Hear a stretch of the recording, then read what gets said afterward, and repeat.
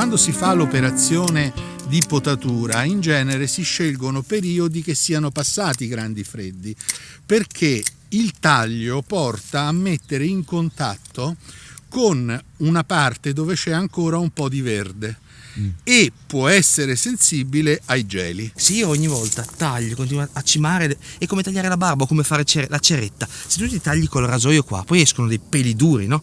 È la stessa cosa. Se io cimo, poi mi escono delle femminelle della Madonna che quindi assorbono tanta acqua, cioè fanno fotosintesi, allora poi si assorbe più potassio, allora il pH sale.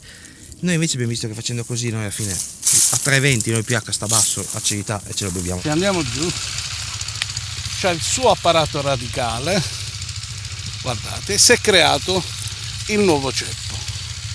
Posso anche tagliarlo, non lo taglio solo per una ragione, per un discorso di mantenere sempre il contatto con il ceppo più vecchio, quindi anche qualitativamente nutre sempre dalla madre. Dobbiamo partire dai pilon, che sono queste strutture troncoconiche costruite in pietra e calce, che oltre a sostenere il traliccio formato della toppia praticamente, ha una funzione molto importante, cioè quella di accumulare, siccome le pietre sono un accumulatore di calore, accumulare il calore nelle ore diurne per poi cederlo al prodotto nelle ore notturne. Oggi facciamo crescere i nostri vigneti tramite i doppi fili, per cui cerchiamo di lavorare in maniera più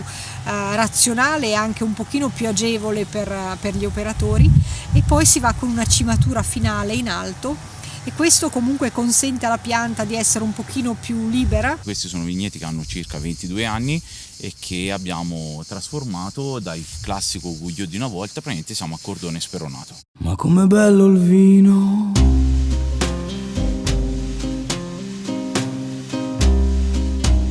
rosso, rosso, rosso, bianco al mattino.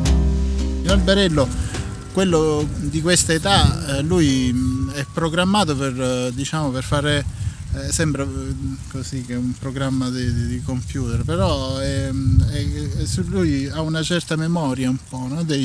Delle annate. Lui calcola un po' sempre lo stesso numero di grappoli. E oggi i vigneti più recenti se ne è fatta a doppio cordone, o se vogliamo chiamarlo alberello in linea, ordinato, comunque un doppio cordone.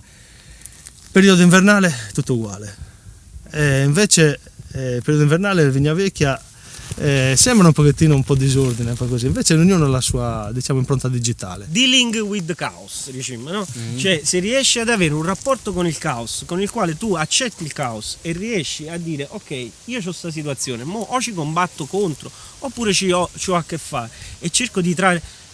Oh, ma tu sai che riesci a fare delle cose più interessanti quando è così. Il segreto molto spesso è dialogare con la propria vigna, dialogare anche con il caos della propria vigna. Però nello stesso tempo è bello fermarsi a capire che la pianta si sta riorganizzando, si sta adattando. Voglio dire, ha accompagnato l'uomo per millenni, ora è possibile che noi in 20 anni diamo la sentenza di dire boh, è finito tutto e dobbiamo spostare e riorganizzare la pianta. Secondo me la pianta ha più intelligenza di noi. Diciamo che una pianta del genere ha una forza esplosiva. Il problema di questa forma di allevamento è che è incontrollata, cioè non è che noi abbiamo il controllo sulla pianta, noi indirizziamo la pianta, poi la pianta fa un po' come vuole, perché se uno fa crescere troppo la pianta, poi la pianta non ha la forza per dargli zuccheri al frutto. Questa pianta cresce così tanto e ha comunque la forza di produrre altra vegetazione e altro frutto. Questa è la pianta. Ok, seguiamolo. Questo è il ramo, vedi, scende giù. Giù, guarda qua,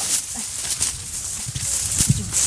Qua si ramifica e qua va così e poi scende giù. Cussaure Bingia, che in sardo dice ma anche quella è una vigna, perché non rispetta più quei canoni che magari sono oggi la spalliera tutta perfetta, ben pettinata, estremamente senza nessun dettaglio fuori posto, ecco. se tu abbandoni questa cosa, dopo non la rifai più. Il discorso della tutela e salvaguardia che stiamo facendo noi adesso delle vigne è proprio questo, per evitare che succeda proprio questo. Questa qui era una vigna? Questa è una vigna di 2 sorelle, 2 fratelli, uno sta a Roma, uno è morto e queste 2 sorelle, diciamo, una è morta e una sola in vita. È una vigna bellissima, qui veniva fuori un vino eccezionale. Se non sbaglio qualche anno fa facemmo una potatura insieme, sì. E quindi Erasmo ci diede un po' delle indicazioni come faceva la potatura lui, come è meglio farla secondo lui. Diciamo che fondamentalmente con questo sistema di allevamento noi teniamo due tralci produttivi, sì, che leghiamo sul primo filo, uno da una parte e uno da un'altra. All'inizio loro non è che sapevano tante cose della potatura. Poi, per esempio, questa qua adesso la devi tagliare qua, esatto, e poi uno la butti di là e uno di qua, e quella la puoi togliere completamente. È una vite molto vecchia, non la puoi sfruttare tutta quanta. Certo. Le piante esistono da prima di noi uomini, non parlano ma sono più intelligenti di noi, quindi che fanno? Produce radici perché si rende conto di stare sottoterra e addirittura l'anno dopo creerà un piccolo germoglio che risale. Un bell'alberello di 75 anni con 5 branche. 1, 2, 3, 4, 5 speroni. Quindi vedi anche dagli speroni solo 2 gemme a sperone e pochissima produzione. Questa è una pianta di Munich. Ma com'è bello il vino.